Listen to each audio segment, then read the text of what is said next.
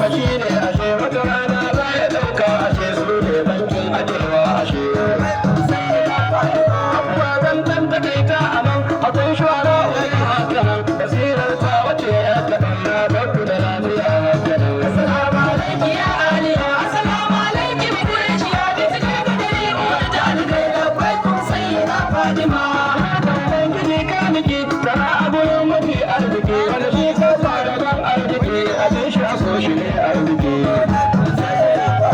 Assalamu alaikum ya aliya, assalamu alaikum makureshiya, mace karkadari uwar kalikai labai kun sai da Fatima. Assalamu alaikum ya aliya, assalamu alaikum makureshiya, mace karkadari uwar kalikai labai kun sai da Fatima.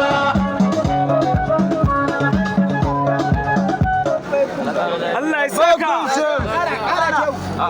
Godiya muke yi. Akwai jama'a ba ni kadai ba. Godiya muke. Na yi abuwa. A gama lafiya. Allah ya saka.